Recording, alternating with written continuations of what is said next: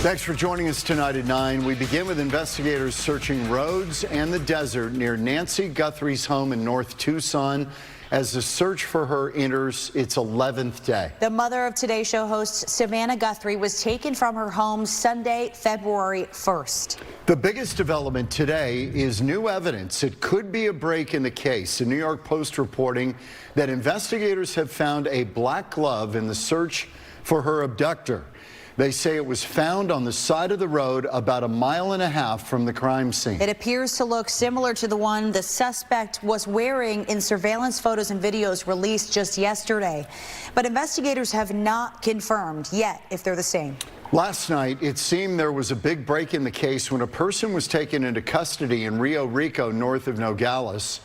But that man was released just a few hours later. We know that law enforcement was out today conducting searches throughout the area where Nancy disappeared. Investigators also seen at Annie Guthrie's home.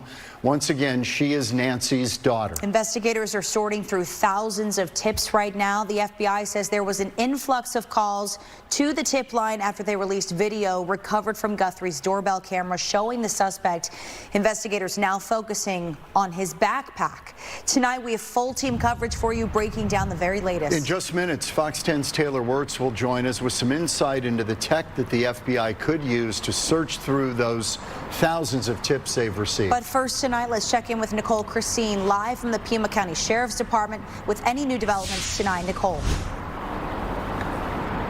Yeah, good evening, Christina and John. The big news today is that, as you mentioned, there isn't a ton of news today. It's been pretty quiet here at the Sheriff's Department. We haven't seen any rollout like we saw last night, which of course was followed shortly after by news of the detainment. And then shortly after that, news of the release of Carlos Palazuelos down in Rio Rico. Now, Carlos did speak with a Fox News reporter this morning, and he told that reporter he was detained after a traffic stop and was questioned, but as we know, he was released by the time the sun came up today.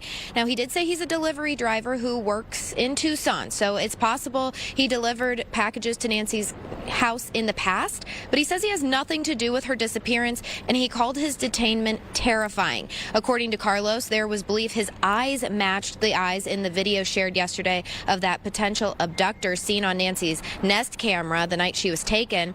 But as of this evening, that sole person that we have heard has been detained in connection to this case, no longer in custody. Law enforcement very tight-lipped about his detainment and release. Now we'll shift our focus over to the searches that were conducted today, both at Nancy Guthrie and Annie Guthrie's neighborhoods, as you mentioned. This isn't necessarily news to us because we have been told by the FBI that they would be conducting extensive searches in both neighborhoods. We saw activity in both spots today, but again, that black glove, really the biggest notable find, and at this point we have no word on if it is the same glove. Frankly, it looks similar to the glove in that Nest video, but no word on if it is or if it's been tested for any DNA.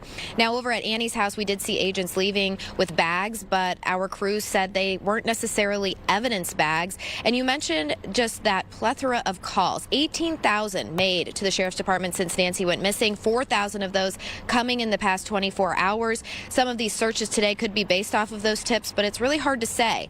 And on more of a community note, there were a lot of people bringing yellow flowers to Nancy's driveway. We've seen that tribute to her and the Guthrie family just continuing to grow. And yellow, we're being told, is representative of hope. And in this case, of course, that hope is for her to make her safe return home to her loved ones.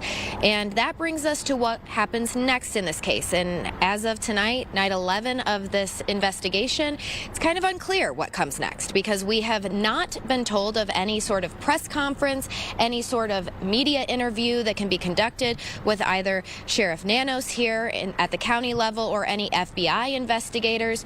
We were told earlier in the investigation that if there was a big development, there would be a press conference called. Now we've seen two very considerable developments. We saw that Nest camera being shared. We also saw the detainment and release of Palazuelos last night, and yet no word on when we'll hear from, again, the sheriff or FBI in a press conference format where we can ask questions of them in the moment. And we did hear also today some reports from Fox News that there could be a description based on that masked figure we saw in the Nest camera video.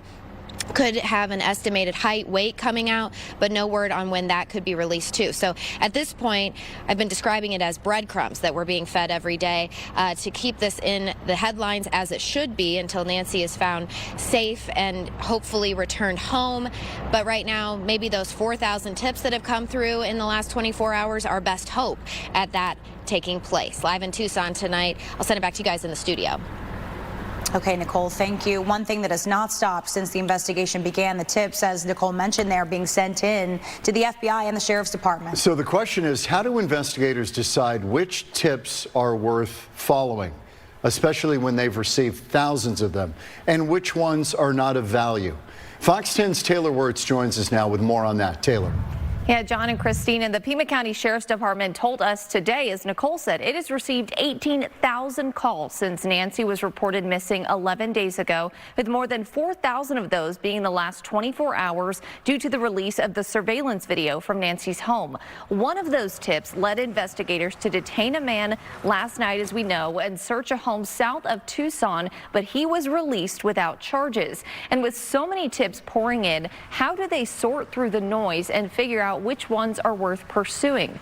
I talked with criminologist Dr. Alex Del Carmen, who says there's a good chance they're using AI to narrow down which tips are valuable. Del Carmen says the geolocation feature could help figure out whether the tipsters are from the Tucson area or far from it.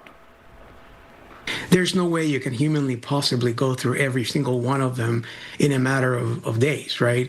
And so what happens is they use computers to be able to sort of filter out some of those that are coming perhaps from, people overseas, that some of them don't make any sense at all, or where somebody says, we saw a UFO that abducted her yesterday. I mean, you do get those, right?